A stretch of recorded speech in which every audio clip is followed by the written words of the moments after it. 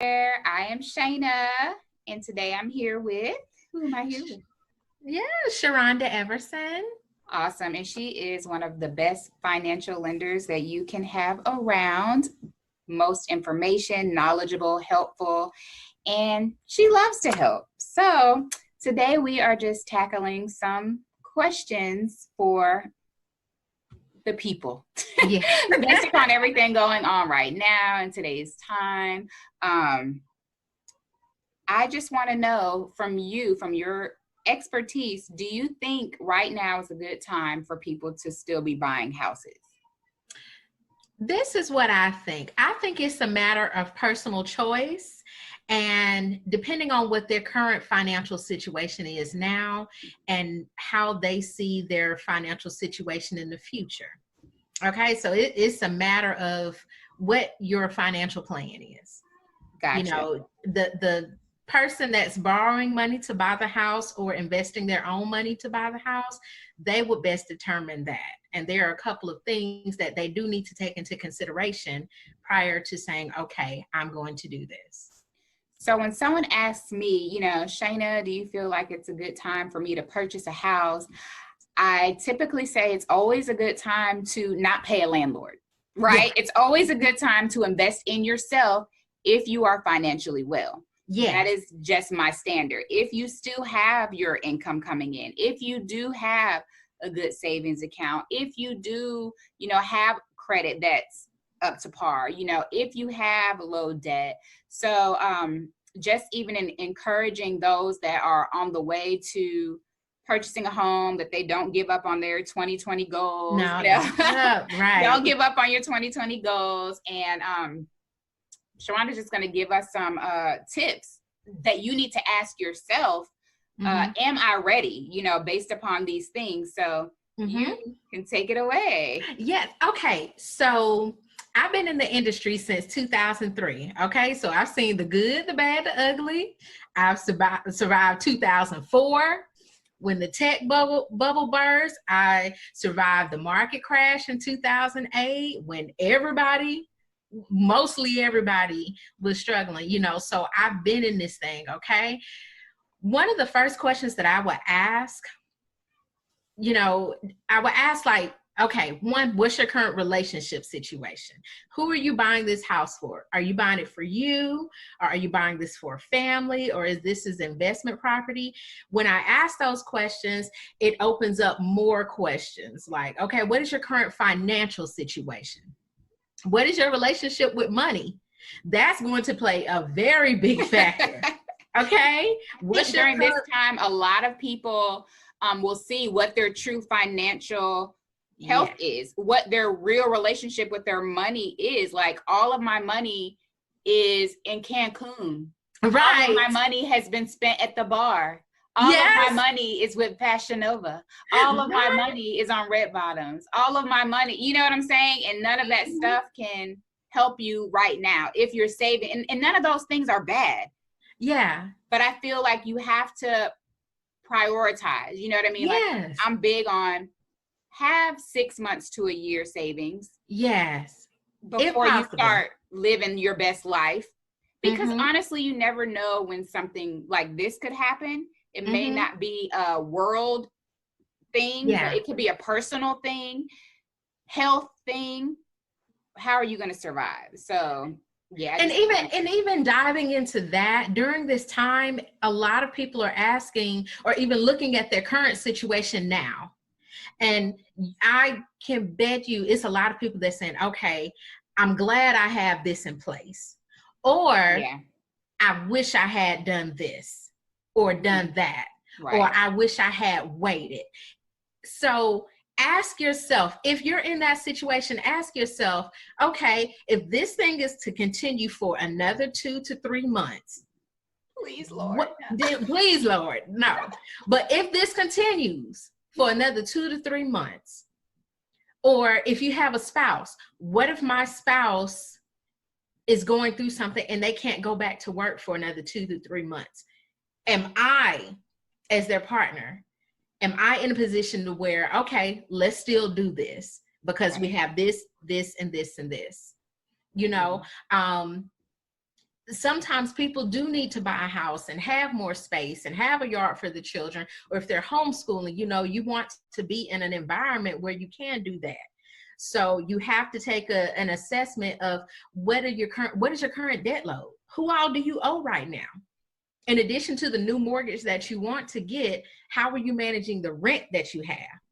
Because, if paying what you pay in rent right now is a struggle, then going into the house, and then if you have like a repair, or if you have to replace the hot water heater or something like that, you want to be ready for those things, because that landlord ain't going to do it. You are your own landlord, okay? If you plan to expand your family, there are some people that are still thinking, they want to have one or two more children. Right. Okay. That changes the dynamic of your household too, and how you operate with money, with your time, with your energy. So those are things to take into consideration. If one or both of you have struggled in your credit, can you take some time before you buy a house? Can you take some time to get that together? Right. Where's the down payment money coming from? So now may not be the best time to pull from your 401k, because that's your retirement money. Right. So you may want to think, like, if I can't pull from my 401k, where's this down payment money coming from? Am I going to have to sell? Actually rely right now on down payment assistance, because often, and what I'm seeing, our programs are shutting down. Yes. They're not taking any more people right now. Mm-hmm. But will you let that keep you from, what I'm saying? Like, and then thinking about, was I really even prepared? If I need to rely on somebody else to give me money, while I'm saying down payment assistance is not a bad thing if it's a necessity. Yeah. But why is it a necessity? You're right. And are you prepared to really buy this house? Because certain things that we have in life, no one's giving you down payment to buy a Gucci bag. Sure not. Nope. Nobody's giving you anything to, what I'm saying? Yeah, you could put it on a credit card, but you're paying that back plus interest. Unless you have one of those, I'm paying it off in a year and all that. Yeah. And go from there. Yeah. Even, let's say you have someone that has student loan debt and a car loan and a credit card, or 2 or 3 or 5. Okay. Or 10. Or 10. Do you want to move into your new house with that same amount of debt? And if the answer is no, then take some time. Because see, this is what I found. A lot of people don't want to wait. They want what they want now. Right now. We're in such a microwave society. And don't let one of their friends get one. Oh. Right. Now, I know if I make more money than her, so if she can buy a house, I know I can. That happens. But look, you don't know what other people are doing in order to maintain what they have. I promise you, you do not want to get caught up and be like, yeah, they got this. If she can do it, I know I can. I mean, that's a good thing to aspire to. But don't get caught up in that, because you're the one that has to maintain it. The bank does not lend you money based on what you can do just to get it. They look at the likelihood of, okay, how are they going to maintain it? They look at your employment and how consistent. They look at, if you're a business owner, they're looking to see if your business is actually making a profit. Right. Versus, okay, I'm spending all of the money that I get to run the business, and it doesn't look on paper, it doesn't look as if I have enough money to pay anything else except run my business. Mm-hmm. So take that into consideration. If you had credit struggles in the past, you don't want to have a relapse. Right. And here's another thing. It's a personal choice too, because how a person's relationship with money is also based on what they have going on in their personal life. Okay? Preach. So if you know that you may have had a history where you had like a few things going on mentally and it impacted your finances or your health, you may want to deal with that first. Not saying that you can't buy a house if you're going through stuff. We are going through something. But you don't want to do anything that's going to add on an unnecessary load. Right. And while it's okay, and it's okay to just say, I need to chill out. I need to wait. I need to prepare. And during this time, it's an amazing time to say, okay, lenders have increased their credit scores. I know you're used to seeing 580 get you a house. You can buy a house with 580. Also at 580, you are subject to higher money down. You're subject to higher interest rates. Higher fees. Now it's even a better time to say, I'm going to invest in getting my credit together. Yeah. I want to have at least a 640. I want to have at least a 660. A certain bank literally just increased their minimum to 700. Yeah. Minimum and credit score to 700. Let me tell you what comes with the 700 credit score, okay? What comes with the 700 credit score, you can't fake it.